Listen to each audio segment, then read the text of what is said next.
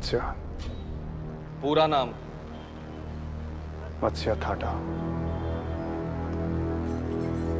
मत्स्य? तेरा नाम तो सात्विक है तेरा। कर्म कर रहा तू तामसिक। कोई निशानी? अरे लिख दे। दाहिने हाथ पे जले का निशान है, दिख नहीं रहा तने? के कांड कराया?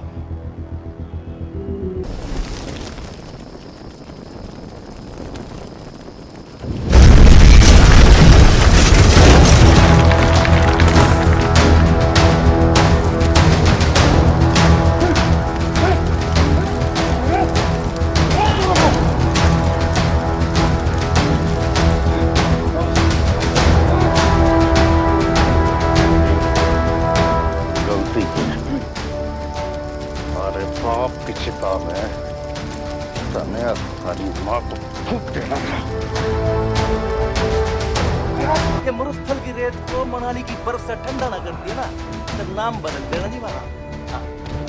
अब फिर एक बात की गारंटी दे रहा हूं ना मैं, यहाँ से ये तो रिहाना होता और जो रिहा होगा ना वो इसकी डेड बॉडी।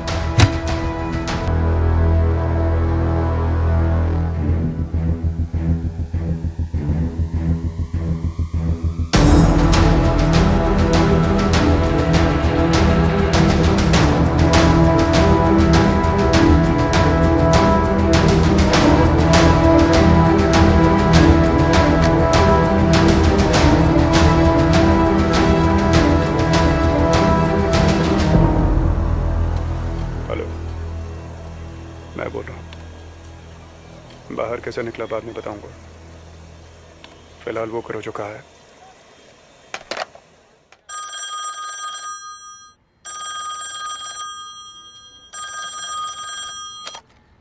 हेलो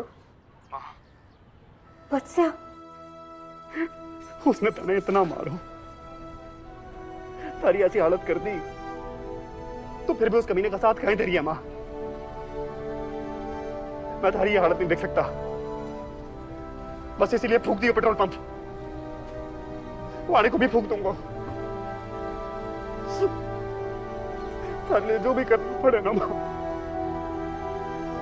करूंगा। तुम्हारे लिए करता, तुम्हारे साथ रहता, थोड़ी थी ना तार को समाते से। सारे रास्ते बंद कर दिए तूने मत्स्य। आप तो ऐसा काहे बोल रही है माँ? कौन सा बात कर रही है?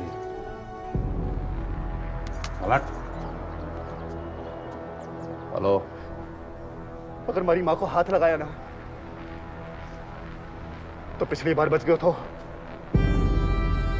एक बार नहीं बचोगे। नहीं मारूंगा, पर अब कदे फोन करियो या हमारी जिंदगी में घुसने की कोशिश करी तो इन्हीं के जिंदगी से छुटकारा देगा।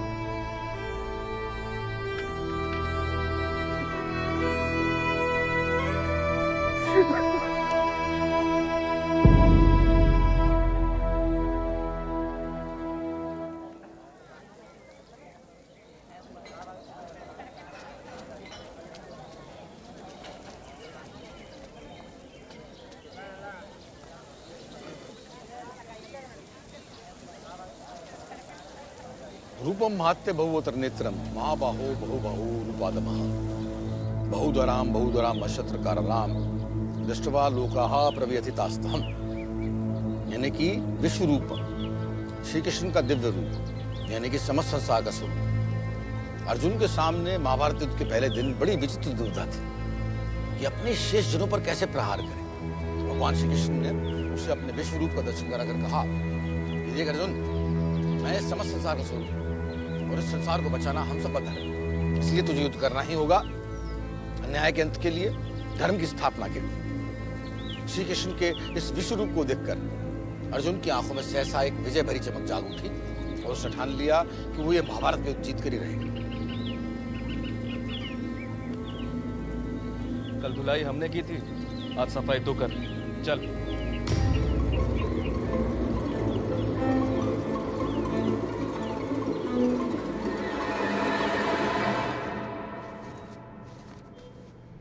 सर अम्मी का इंतकाल हो गया है, पैरोल मिल जाती तो।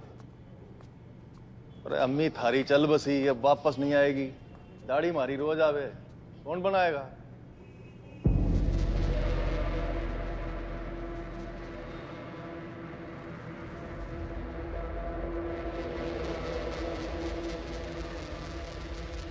सारे रास्ते बंद कर दियो तूने मत से।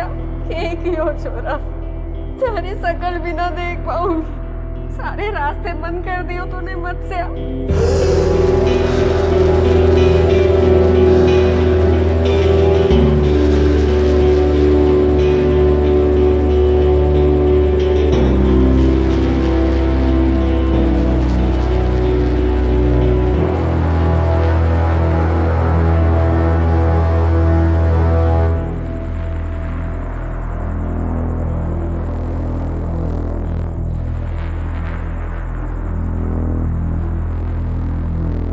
रास्ता हमारी वजह से बंद हुआ है और एक खोलूंगा भी मैं।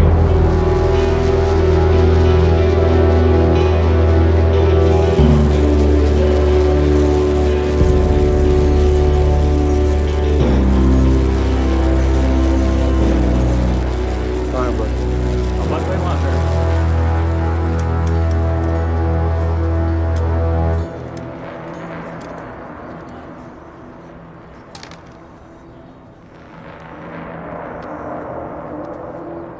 आनंद भाई ने भेजा।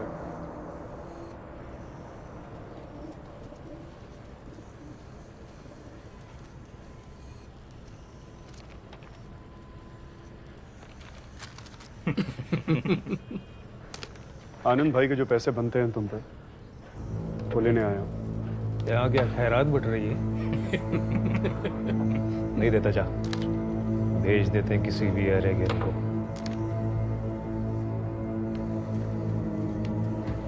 तुम्हारे जैसा एक और आदमी था जिसने आनंद भाई के पैसे लौटाने से इनकार कर दिया। अजीज अंसारी मार दिया गया। अब उसे किसने मारा, उसकी बॉडी के साथ क्या हुआ, डिटेल में नहीं बता सकता, मगर इतना जरूर बता सकता हूं कि इस बोतल में जो खून है वो अजीज अंसारी का है।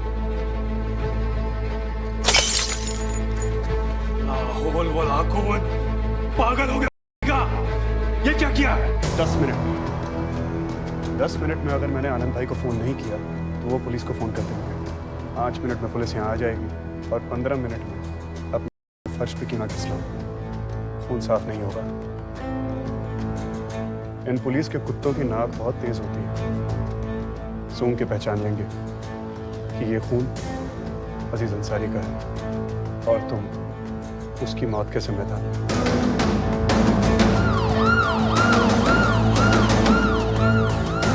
घबराओ मत, पहली कॉल में आनंद भाई ने सिर्फ इलाके का नाम बताया।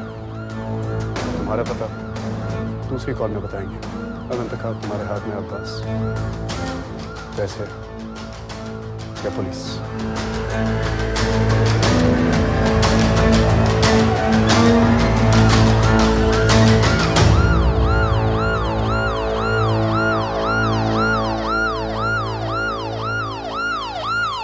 महाभारत युद्ध का 13वां दिन था।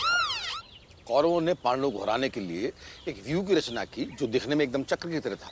चक्रव्यूह, दिखने में अभेद्य, बिल्कुल अपनी जेल की तरह। और उस चक्रव्यूह को तोड़ने का जिम्मा आया अभिमन्यु के ऊपर। अभिमन्यु अर्जुन का बड़ा एक गुणी और पराक्रमी पुत्र था, जिसने चक्रव्यूह में प्रवेश करने की कला अपनी माँ के घर में ही सीख ली थी।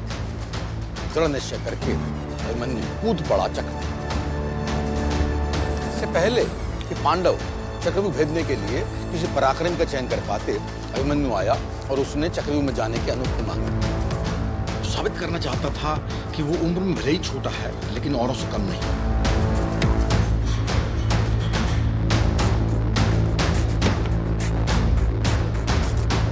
अभिमन्यु व्याकुल था। वो अपने परिवार के लिए अपनी जान तक जोखिम में डालने को तैयार था।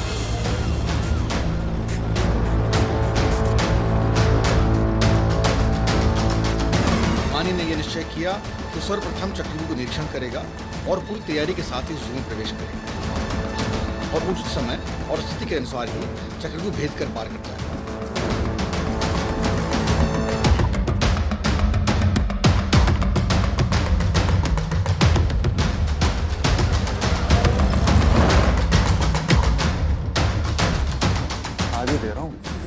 पूरी खाएगा तो पूरा दिन सोएगा।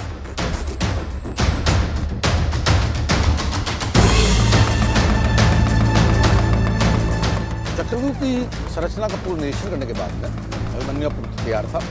उसने सबका आशीर्वाद दिया और जा पहुंचा धूर्त कौरवों के चक्र। एक तरफ सूर्य योद्धा और सामने बालक की रवि।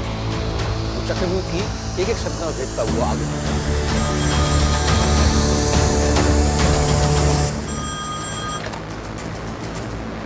हाँ भाई। हाँ? क्या हो गया? हड्डी टूट गई? अरे कितनी बार कहा तुझे अकेले साइकिल में चला दिया कर उसको, पर सुनती कहाँ है तू? आ रहा हूं मैं। अरे पकड़ा, सब बैग लेके आ तू।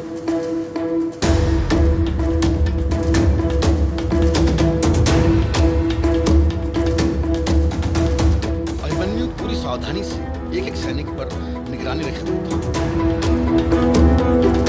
लक्ष्य समीप था और उसकी आंखों में उसे प्राप्त करने का विश्वास साफ नजर आ रहा था। उसने अपने युद्ध कौशल का पूरा बल उस व्यूह को तोड़ने में झोंक दिया। पाँच में रख दे इसे, सुड़की हो जा। कैदी भगा ले घर की तरफ।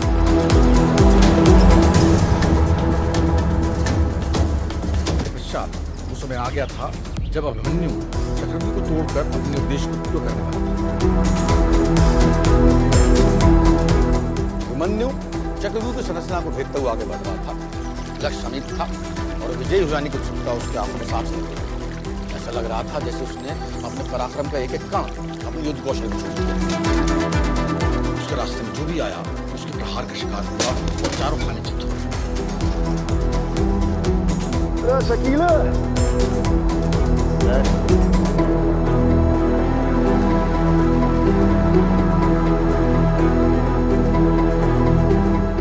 छुछुरे मालिश करेगा?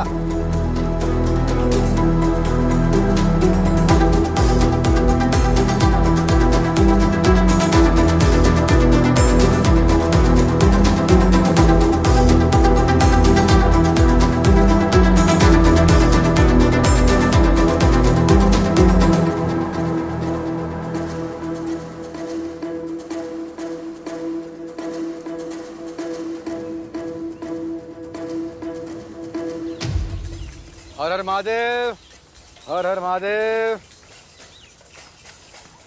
हर हर महादेव, शंकर शंभू, हर हर महादेव,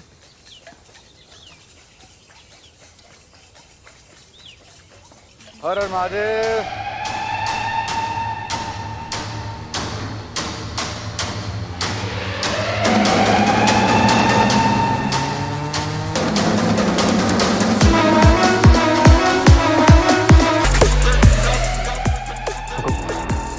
क्या ये? शिवरात्रि का प्रसाद।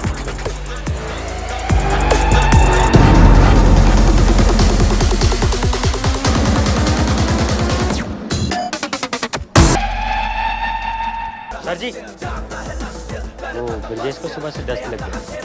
उसने कहा गाड़ी आप ही चलो। सर ये चाय। अभिमन्यु चक्रव्यूह में प्रवेश तो कर गया, लेकिन उसे बाहर निकलने का रास्ता नहीं पता था। बुद्धिमान और बलवान होने के बाद भी अपने अधूरे ज्ञान के कारण चक्रव्यूह के भीतर ही फंस कर रह गया। कौरवों की निर्मम सेना से घिर चुका था।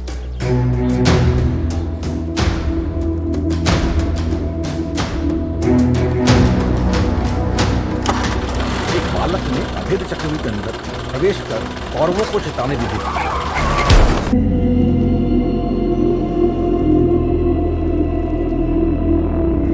युद्ध में पांडवों की जीत हुई, लेकिन उन्होंने अभिमन्यु को खो दिया। महाभारत में कई नियमों का उल्लंघन हुए, जो कभी कौरवों ने तो कभी पांडवों ने तोड़े, लेकिन इतिहास सिर्फ जीतने वालों को याद रखता है। जो हार जाता है उसकी किस्मत इस अंधेरी कालकूट जैसी हो जाती है।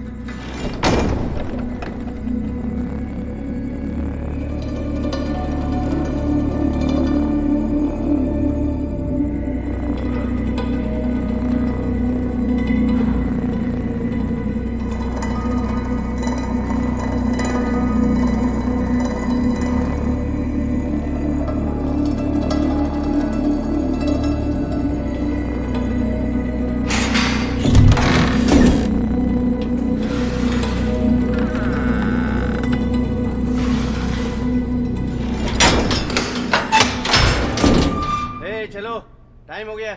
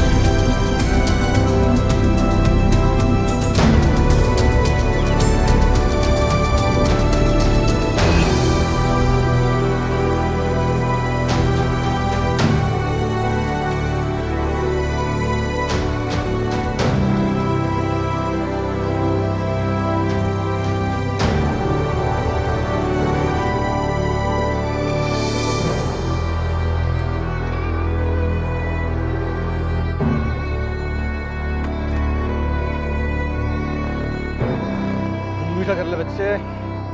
मैं आनंद, लोग प्यार से मुझे पंडित जी कहते हैं। हमारी मदद करने के लिए शुक्रिया पंडित जी। ये जेल जुल्मियों की बस्ती है मेरे बच्चे, यहाँ कोई किसी की मदद नहीं करता।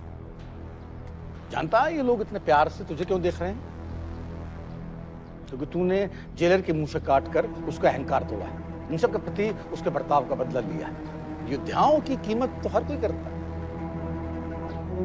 मैं कोई योद्धा नहीं हूँ पंडित जी। मैं अभिमन्यु है तू, अभिमन्यु, बेखौफ मगर ना समझ।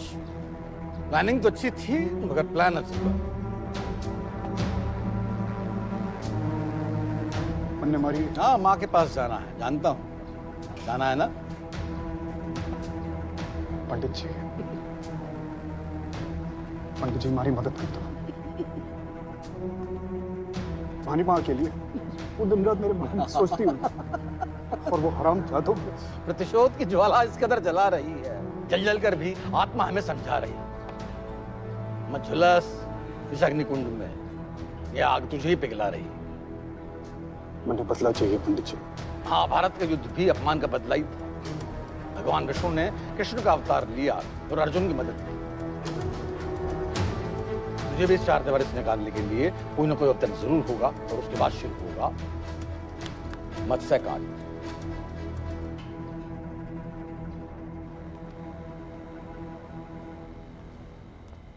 अरे कहाँ घुसे आ रहे हो भाई?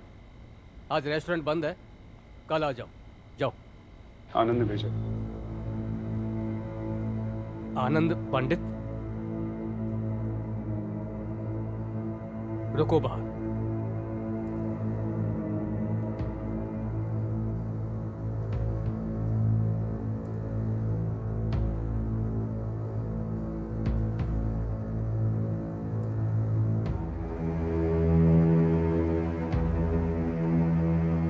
भगवान विष्णु के कई रूप हैं, कभी राम तो कभी कृष्ण, कभी भिक्षुक तो कभी मोहिनी, कभी नरसिंह तो कभी मत्स्य, और हर रूप का कोई ना कोई मकसद था। तेरे भी अनेक रूप होंगे, लेकिन हर रूप का मकसद होगा बदला। पुराणों में रूप बदलने वाले को छलिया कहते थे और कलयुग में उसे कॉनमैन। तेरी नियति में भी कॉनमैन बनना ही लिखा।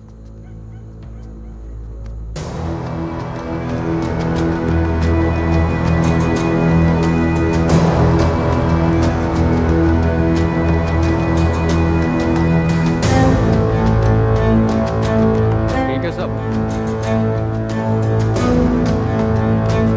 कॉनमैन चाकू या बंदूक दिखाकर अपना काम नहीं करता। खुद एक आर्टिस्ट है, एक हुनरबाज, जो अपने दिमाग की बंदूक से चालबाजी की ऐसी गोली चलाता है, शिकार खुद ब खुद मरने चलाता है और आवाज भी नहीं।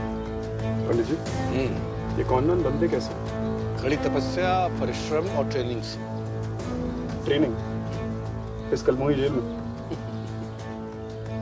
अरे मेरे रेगिस्तानी हूँ, जेल को गाली नहीं देते। इस दुनिया की सबसे बड़ी यूनिवर्सिटी है जेल। देख, इस यूनिवर्सिटी के सबसे बड़ा प्रोफेसर गुलशन राय, इंडिया का टॉप सीए। पहले तो काला पैसा सफेद करता था, आजकल दीवारें सफेद कर। इनकम टैक्स लॉस से लेकर क्रिमिनल लॉस और उससे बचने के तरीके ये तुझे सब सिखाएगा। एक शातिर कॉनमैन वही है जो कानून तोड़े बिना ही किसी को भी छल सके। कानून को अपने हाथ में लेने से पहले उसकी जानकारी होना बहुत जरूरी है, ताकि हाथ कभी न चले। हाई एंड तिजोरियों के कोड क्रैक करने से मिनटों में होलिया बदल लेना, सब में मास्टर। रूप बदलने की कला कॉनमैन की सबसे बड़ी ताकत है। समझ ले, रूप बदलने की कला एक बुलेट प्रूफ जैकेट है कॉनमैन के लिए। नया कांड, नया रूप। और ये जेफ सिमंस, फ्रांस का है, master of linguistics and graphologist. 15 भाषा बोल लेता है। ये तुझे लिप रीडिंग सिखाएगा। किसी भी रूप में ढलने के लिए वहां की भाषा बहुत काम आती है। जैसा देश वैसा भेष और वैसी ही भाषा। दूसरे की भाषा को दूर से पकड़ लेना और उसी की भाषा में बात करना तेरा सबसे बड़ा शस्त्र होगा। लोग भ्रमित हो जाएंगे और तुझ पर कोई कभी शक नहीं करेगा। इस यूनिवर्सिटी के प्रोफेसर तुझे वो सब सिखाएंगे जिसकी तुझे जरूरत है। उसके बाद तेरा हुनर और तेरा ज्ञान ही तुझे सच्चा कॉनमैन बनाएगा।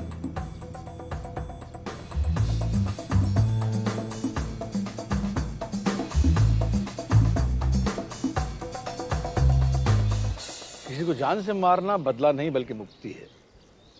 अगर बदला लेना है तो ऐसे बदला लो, दुश्मन उसी तरह तड़पे जैसे कि तुम तड़पे। उससे हर सांस, हर बात, हर घाव का हिसाब लो, और वो भी सूझ समय। कहा है ना, दिखावे की मुनिया, धोखे की दुनिया। झूठ। सच तो यही है, जो दिखता है वो दिखता है। खादी है तो नेता, खाकी है तो पुलिस वाला, और सूट बूट में है तो पैसे वाला।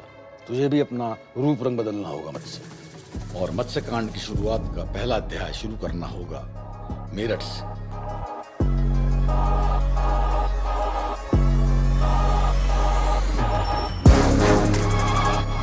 पंडित जी, ये मेरठ में क्या है? क्रिकेट, बल्ला और सट्टा। मेरठ ही हस्तिनापुर की राजधानी थी। हस्तिनापुर जहां पर चौसर का खेल खेला गया और वहीं से महाभारत युद्ध की शुरुआत हुई। कहते हैं युद्ध के बाद में भीम शकुनी के चौसर को ऐसा फेंका कि उसके पास से सीधे मेरठ में आ गया, और बस तभी से यहाँ के कण कण में सट्टा घुसा। यहाँ का बच्चा लंगोट बांधना सीखे न सीखे, बेवकूफ बनाना और कट्टा चलाना पहले सीख लेता।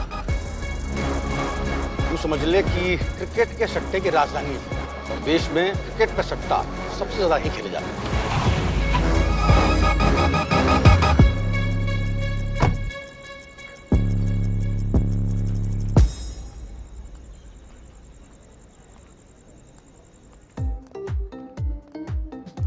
कमाल, कमी नहीं है नमूनों की तुम्हारे मेरठ में।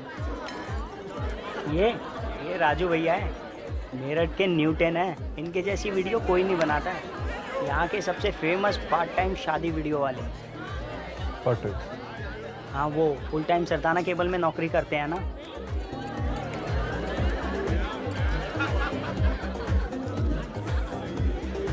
चलो। हाँ सर।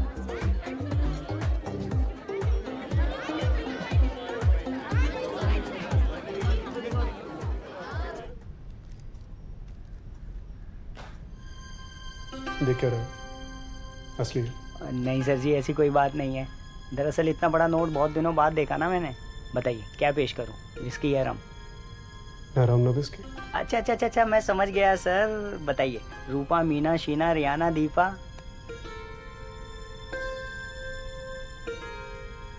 ये बताओ कि ये बल्ले का खेल कहाँ होता है? मैंने सुना है ये खेल बहुत फेमस है। सर यहाँ ना सट्टे के बहुत सारे ठेके हैं, लेकिन दो ना सबसे ज़्यादा फेमस हैं।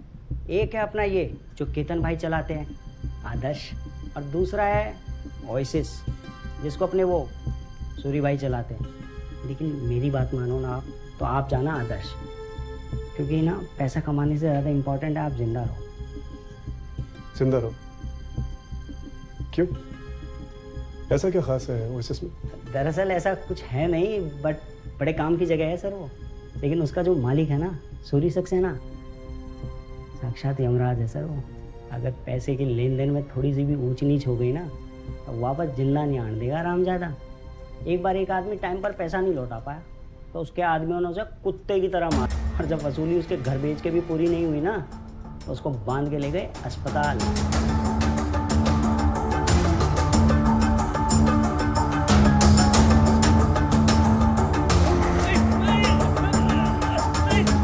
फिर उसकी किडनी बेच दी।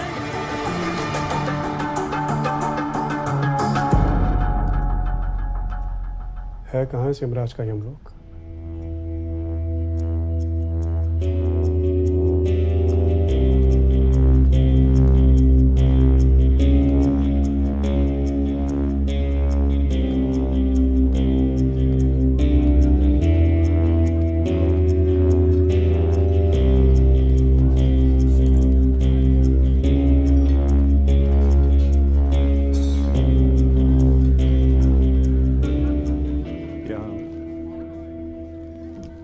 असली खेल कहाँ होता है? सर आइए मैं दिखाता हूँ।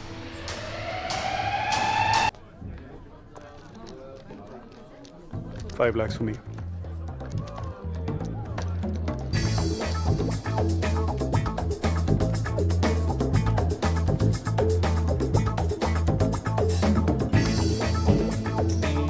दस की चाल।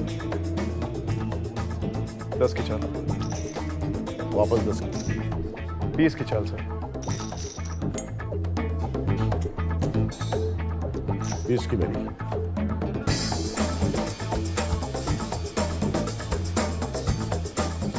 50,000 की चाल। 50 की मेरी। ऑल इन 4 लाख की चाल। शो।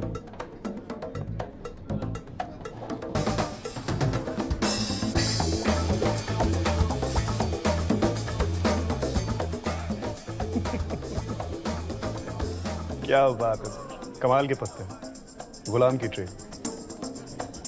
अब देखते हैं हमारे हिस्से में क्या आता है।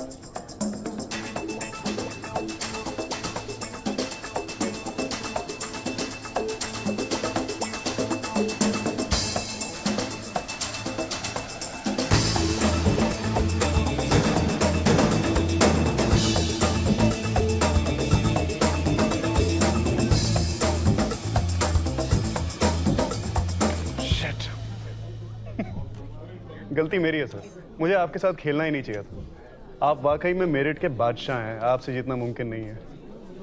फिर मिलेंगे। सुनिए जी। हार कर अच्छे अच्छे नहीं लौटते यहाँ। आप पहली बार आए हैं, आपको खाली हाथ विदा नहीं करूंगा। गलती कर रहे हैं तो वक्त बताएगा। हम मिलेंगे, जरूर मिलेंगे। और हार जीत का क्या है, कभी आपकी हार कभी मेरी जीत, ये चलता रहेगा। Good night. Good night. गलत करवा ले।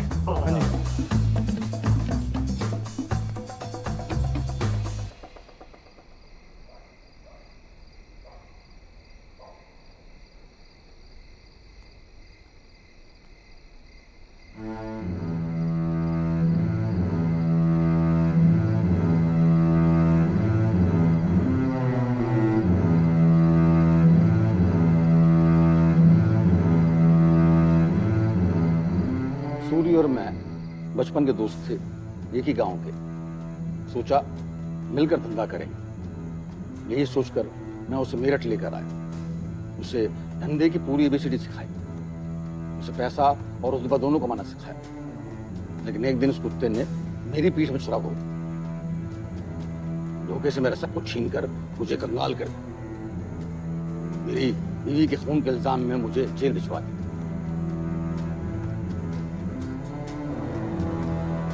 अच्छा है, सूरी से मुझे इन सब का बदला लेना और तू उस बदले में मेरा साथ दे।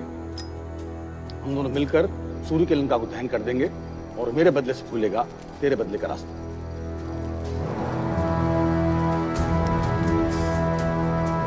लीजिए पंडित जी, शुरू हो गया मत्स्य कांड का पहला अध्याय।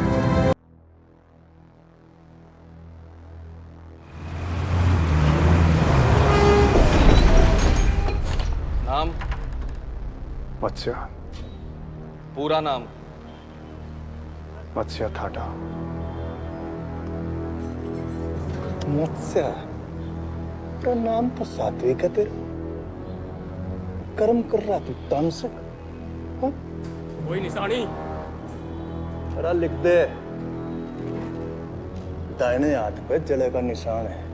दिख नहीं रहा तने के कांड कराया?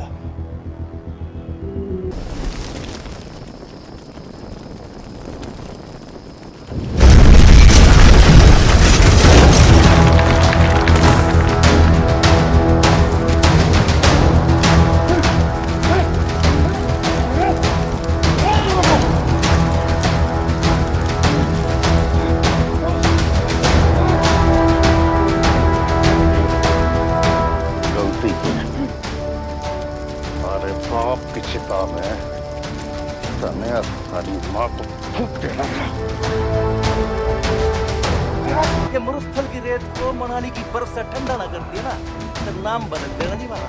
हाँ। अब फिर एक बात की गारंटी दे रहा हूं ना मैं, यहाँ से ये तो रियाना होता और जो रिया होगा ना वो इसकी डेड बॉडी।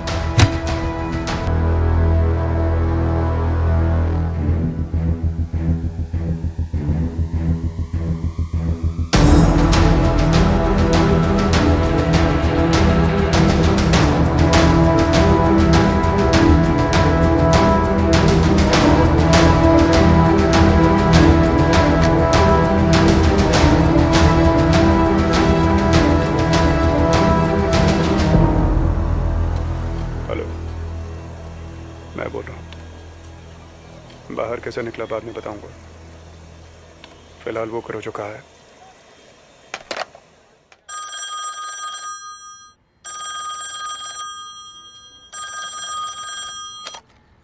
हेलो मत्स्य। उसने तने इतना मारो, तारी ऐसी हालत कर दी, तो फिर भी उस कमीने का साथ कहीं धरी है मां। मैं तारी ये हालत नहीं देख सकता, बस इसीलिए फूंक दिया पेट्रोल पंप। वाले को भी फूंक दूंगा। तारे लिए जो भी करना पड़े ना मां करूंगा। तुम्हारे लिए करता, तुम्हारे साथ रहता, थोड़ी थी ना प्यार को समाते से।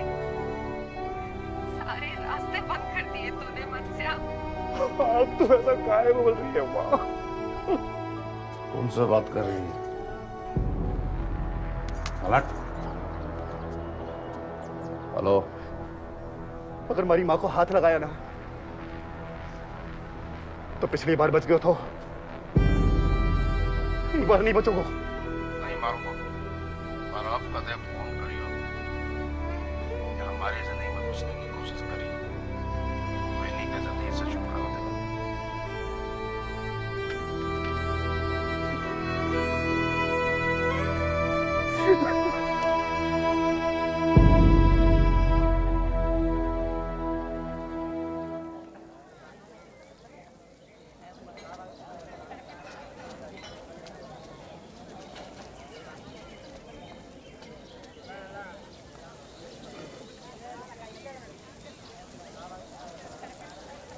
रूपम महत्य बहुवतर नेत्रम महाबाहो बहुबाहु रूपादमः।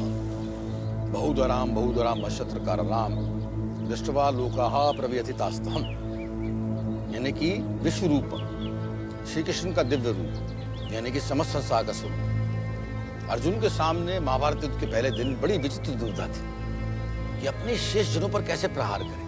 तो भगवान श्री कृष्ण ने उसे अपने विश्व रूप का दर्शन कराकर कहा, देख अर्जुन, मैं इस समस्त संसार का स्वरूप हूं और इस संसार को बचाना हम सब का धर्म है, इसलिए तुझे युद्ध करना ही होगा, अन्याय के अंत के लिए, धर्म की स्थापना के लिए। श्री कृष्ण के इस विश्व रूप को देखकर अर्जुन की आंखों में सहसा एक विजय भरी चमक जाग उठी और उसने ठान लिया कि वो ये महाभारत में युद्ध जीत कर ही रहेगा।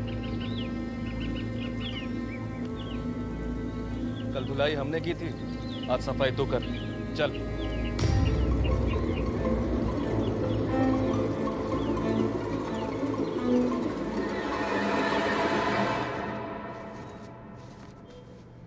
सर, अम्मी का इंतकाल हो गया है, पैरोल मिल जाती तो। अरे अम्मी थारी चल बसी, अब वापस नहीं आएगी।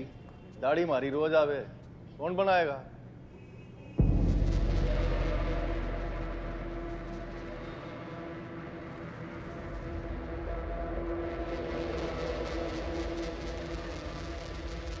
सारे रास्ते बंद कर दियो तूने मत्स्या, एक ही और छोरा, तेरी शकल भी ना देख पाऊंगी। सारे रास्ते बंद कर दियो तूने मत्स्या।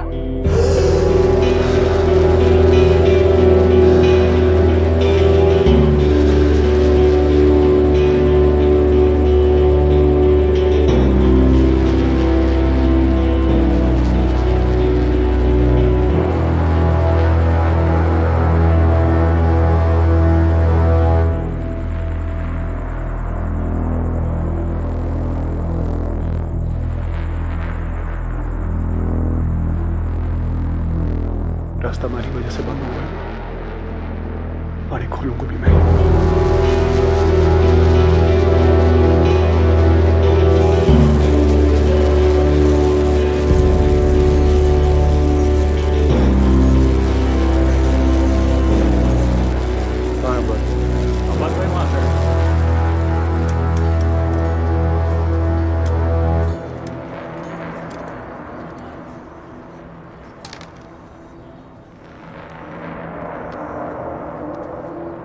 आनंद भाई ने भेजा।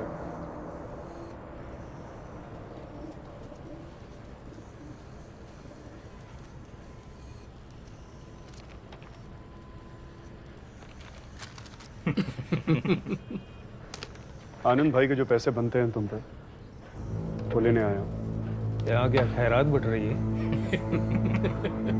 नहीं देता, जा भेज देते हैं किसी भी अरे को।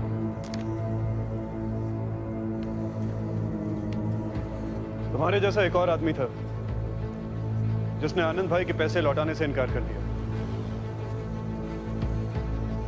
अजीज अंसारी मार दिया गया। अब उसे किसने मारा, उसकी बॉडी के साथ क्या हुआ, डिटेल में नहीं बता सकता, मगर इतना जरूर बता सकता हूं कि इस बोतल में जो खून है वो अजीज अंसारी का है।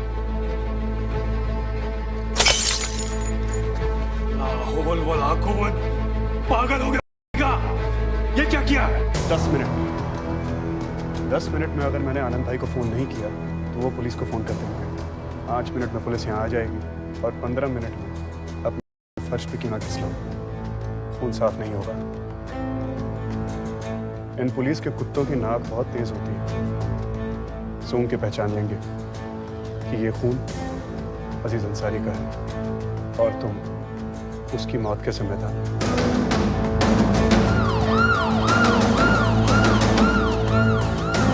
घबराओ मत, पहली कॉल में आनंद भाई ने सिर्फ इलाके का नाम बताया, तुम्हारा पता दूसरी कॉल में बताएंगे। अब इंतखाब तुम्हारे हाथ में अब्बास, पैसे या पुलिस।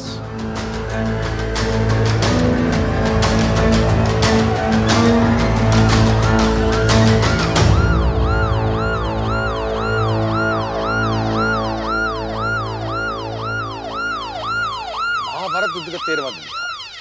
कौरवों ने पांडवों को हराने के लिए एक व्यू की रचना की जो दिखने में एकदम चक्र की तरह था, चक्रव्यूह। दिखने में अभेद्य, बिल्कुल अपनी जेल की तरह। और उस चक्रव्यूह को तोड़ने का जिम्मा आया अभिमन्यु के ऊपर। अभिमन्यु अर्जुन का बड़ा एक गुणी और पराक्रमी पुत्र था, जिसने चक्रव्यूह में प्रवेश करने की कला अपनी मां के घर में ही सीख ली थी। दृढ़ निश्चय करके अभिमन्यु कूद पड़ा चक्रव्यूह। इससे पहले कि पांडव चक्रव्यूह भेदने के लिए किसी पराक्रम का चयन कर पाते, अभिमन्यु आया और उसने चक्रव्यूह में जाने की अनुमति मांगी। साबित करना चाहता था कि वो उम्र में भले ही छोटा है, लेकिन औरों से कम नहीं।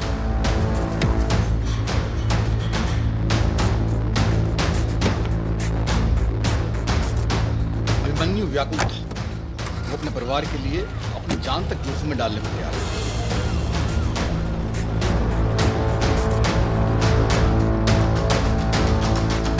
मानी ने यह निश्चय किया कि सर्वप्रथम चक्रव्यूह को निरीक्षण करेगा और पूरी तैयारी के साथ ही ज़ू में प्रवेश करेगा और उचित समय और स्थिति के अनुसार ही चक्रव्यूह भेद कर पार कर जाएगा।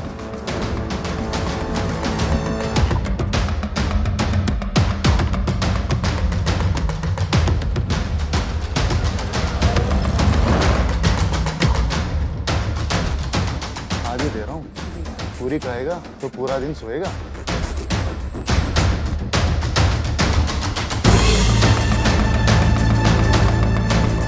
चक्रव्यूह की संरचना का पूर्ण निरीक्षण करने के बाद में अभिमन्यु तैयार था। उसने सबका आशीर्वाद लिया और जा पहुंचा धूर्त कौरवों के चक्रव्यूह। एक तरफ सूर्य योद्धा और सामने बालक की रवि। वो चक्रव्यूह की एक एक संरचना भेजता हुआ आगे।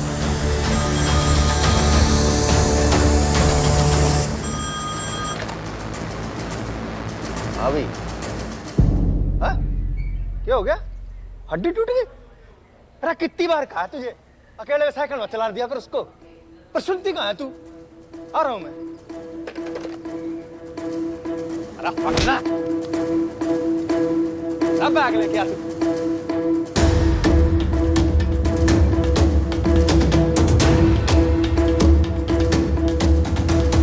अभिमन्यु पूरी सावधानी से एक एक सैनिक पर निगरानी रखे हुए था। लक्ष्य समीप था और उसकी आंखों में उसे प्राप्त करने का विश्वास साफ नजर आ रहा था। उसने अपने युद्ध कौशल का पूरा बल उस व्यूह को तोड़ने में झोंक दिया। पाछले रखते थे, सुड़की हो जा। कैसी भगा ले घर की तरफ।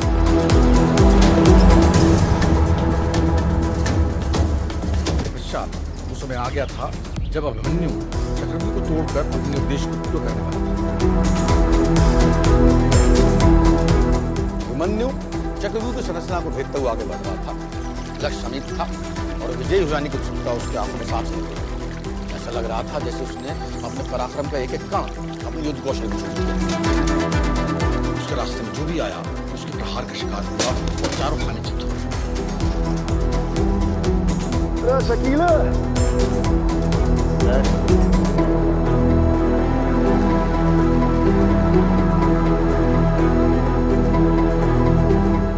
चिथुरे मालिश करेगा?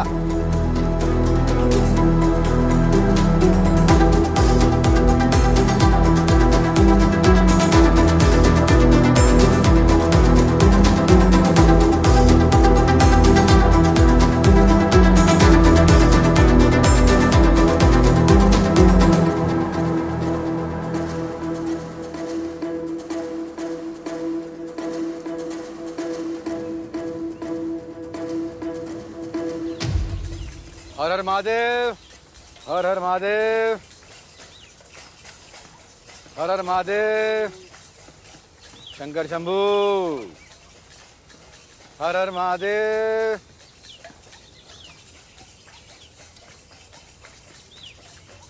हर हर महादेव।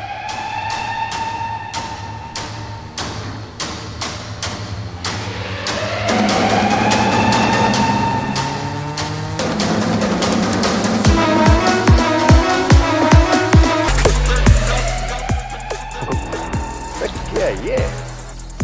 शिवरात्रि का प्रसाद।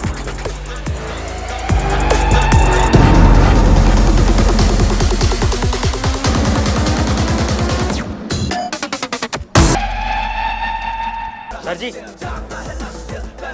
ब्रजेश को सुबह से डस्ट लग गया। उसने कहा गाड़ी आप ही चलो। सर ये चाप।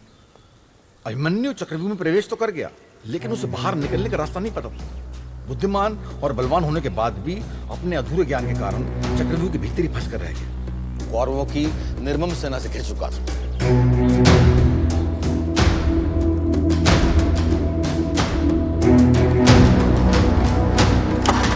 एक बालक ने अभेद चक्रव्यूह के अंदर प्रवेश कर कौरवों को चेतावनी दी थी।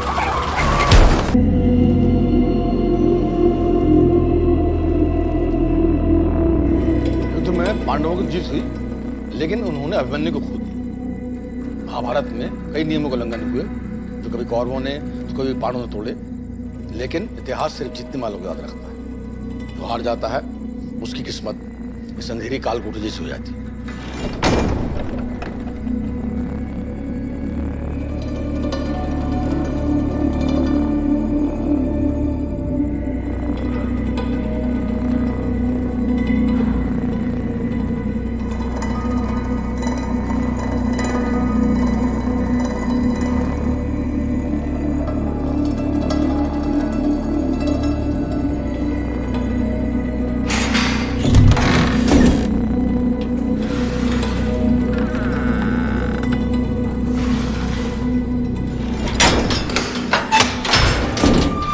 चलो, टाइम हो गया।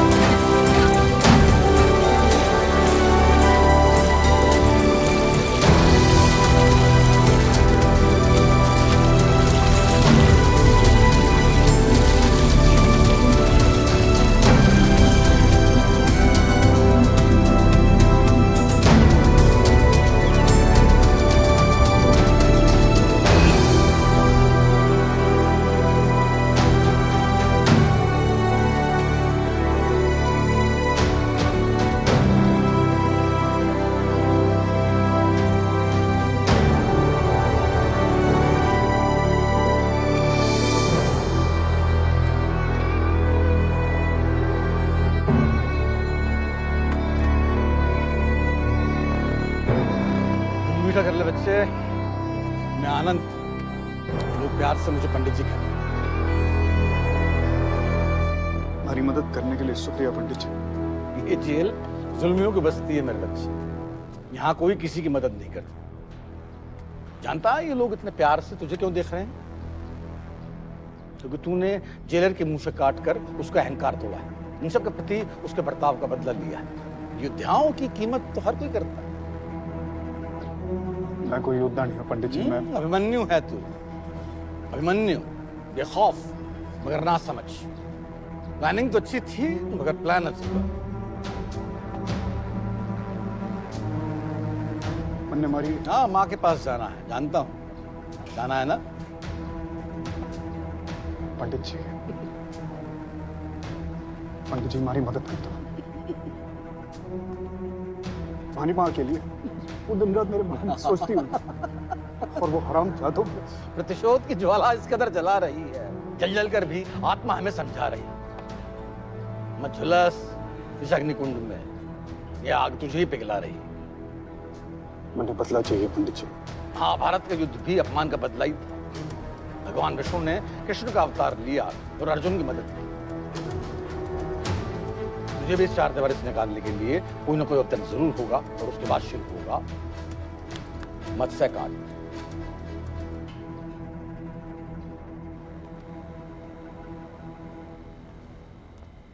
अरे कहाँ घुसे आ रहे हो भाई? आज रेस्टोरेंट बंद है, कल आ जाओ। जाओ। आनंद ने भेजा। आनंद पंडित? रुको बाहर।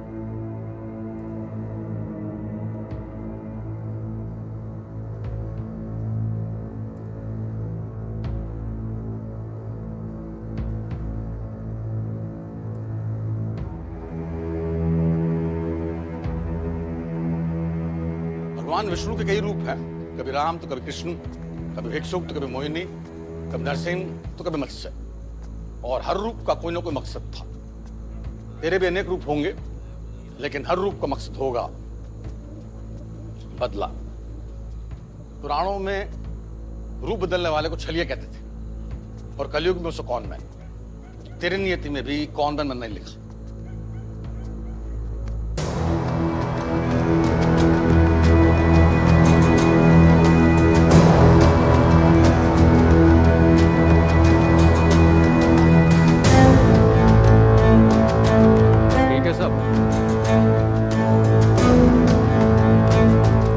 चाकू या बंदूक दिखाकर अपना काम नहीं करे। तुझे एक आर्टिस्ट है, एक हुनरबाज, जो अपने दिमाग की बंदूक से चालबाजी की ऐसी गोली चलाता है, शिकार खुद ब खुद मरने चलाता है और आवाज भी नहीं। पंडित जी, ये कॉनमैन बनते कैसे? कड़ी तपस्या, परिश्रम और ट्रेनिंग से। ट्रेनिंग इस कलमोही जेल में? अरे मेरे रेगिस्तानी हूँ, जेल को गाली नहीं देते। इस दुनिया की सबसे बड़ी यूनिवर्सिटी है जेल। देख, इस यूनिवर्सिटी के सबसे बड़ा प्रोफेसर गुलशन राय, इंडिया का टॉप सीए। पहले तो काला पैसा सफेद करता था, आजकल दीवारें सफेद कर। इनकम टैक्स लॉस से लेकर क्रिमिनल लॉस और उससे बचने के तरीके, ये तुझे सब सिखाएगा। एक शातिर कॉनमैन वही है जो कानून तोड़े बिना ही किसी को भी छल सके। कानून को अपने हाथ में लेने से पहले उसकी जानकारी होना बहुत जरूरी है, ताकि हाथ कभी न चले। हाई एंड तिजोरियों के कोड क्रैक करने से मिनटों में हो जाए बदल लेना, सब में मास्टर। रूप बदलने की कला कॉनमैन की सबसे बड़ी ताकत है। समझ ले, रूप बदलने की कला एक बुलेट प्रूफ जैकेट है कॉनमैन के लिए। नया कांड, नया रूप। और ये जेफ सिमंस, फ्रांस का है, master of linguistics and graphologist. 15 भाषा बोल लेता है। ये तुझे लिप रीडिंग सिखाएगा। किसी भी रूप में ढलने के लिए वहां की भाषा बहुत काम आती है। जैसा देश वैसा भेष, और वैसी ही भाषा। दूसरे की भाषा को दूर से पकड़ लेना और उसी की भाषा में बात करना तेरा सबसे बड़ा शस्त्र होगा। लोग भ्रमित हो जाएंगे और तुझ पर कोई कभी शक नहीं करेगा। इस यूनिवर्सिटी के प्रोफेसर तुझे वो सब सिखाएंगे जिसकी तुझे जरूरत है। उसके बाद तेरा हुनर और तेरा ज्ञान ही तुझे सच्चा कॉनमैन बनाएगा।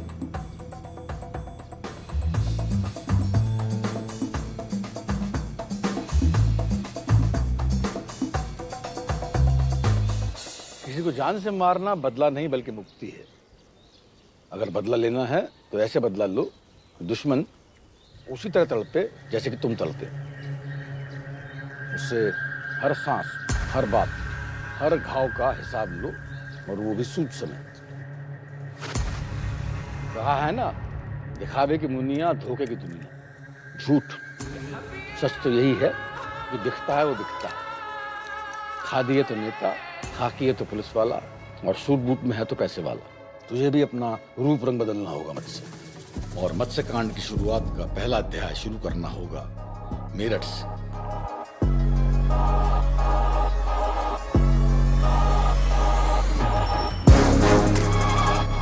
पंडित जी, ये मेरठ में क्या है? क्रिकेट, बल्ला और सट्टा। मेरठ ही हस्तिनापुर की राजधानी थी। वो हस्तिनापुर जहां पर चौसर का खेल खेला गया और वहीं से महाभारत युद्ध की शुरुआत हुई। कहते हैं युद्ध के बाद में भीम शकुनी के चौसर को ऐसा फेंका कि उसके पास से सीधे मेरठ में आ गई और बस तभी से यहाँ के कण कण में सट्टा घुसा। यहाँ का बच्चा लंगोट बांधना सीखे ना सीखे, बेवकूफ बनाना और कट्टा चलाना पहले सीख लेता। तू समझ ले कि क्रिकेट के सट्टे की राजधानी है और देश में क्रिकेट का सट्टा सबसे ज्यादा ही खेले जाते हैं।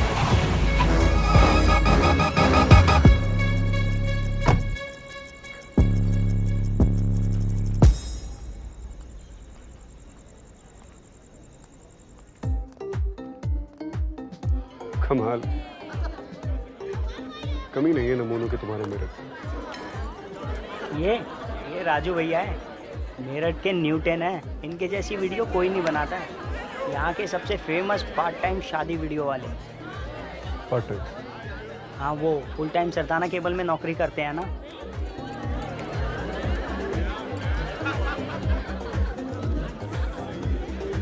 चलो। हाँ सर।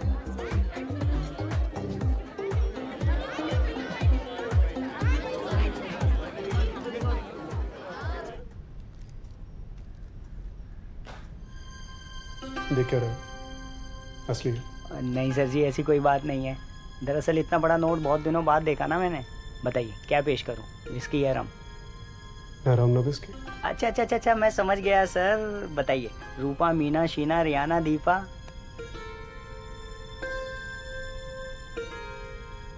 ये बताओ कि ये बल्ले का खेल कहाँ होता है?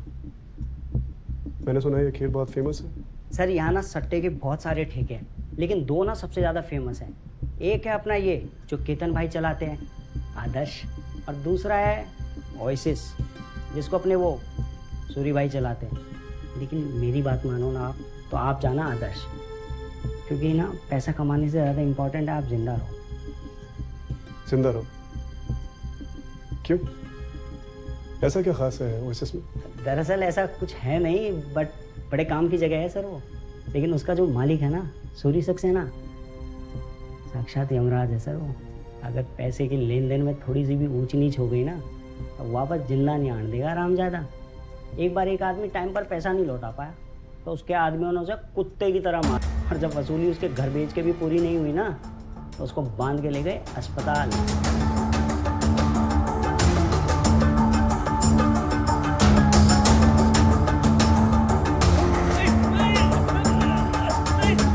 फिर उसकी किडनी बेच दी।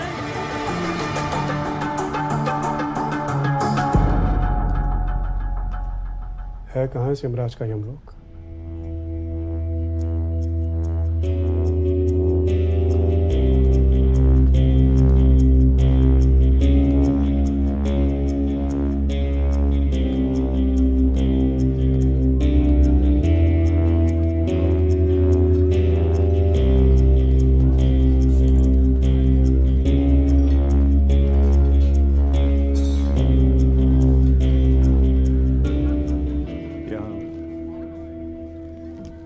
असली खेल कहाँ होता?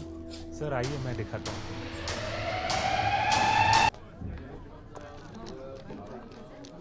$5 lakhs for me.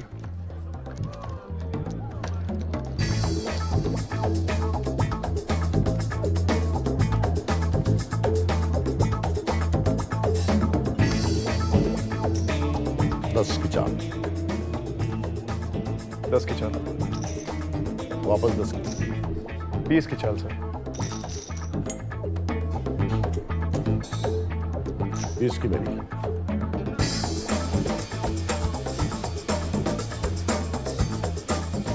50,000 की चाल। 50 की मेरी। ऑल इन 4 लाख की चाल। शो।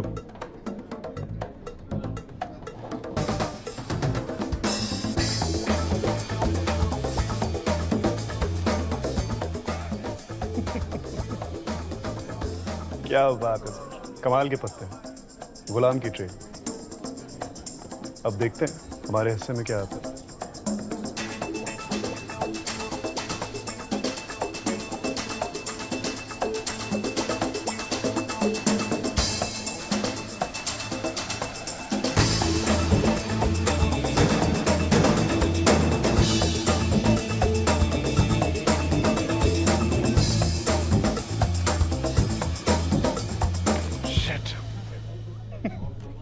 गलती मेरी है सर, मुझे आपके साथ खेलना ही नहीं चाहिए था। आप वाकई में मेरिट के बादशाह हैं, आपसे जीतना मुमकिन नहीं है। फिर मिलेंगे। सुनिए, जी। हार कर अच्छे अच्छे नहीं लौटते यहाँ। आप पहली बार आए हैं, आपको खाली हाथ विदा नहीं करूंगा।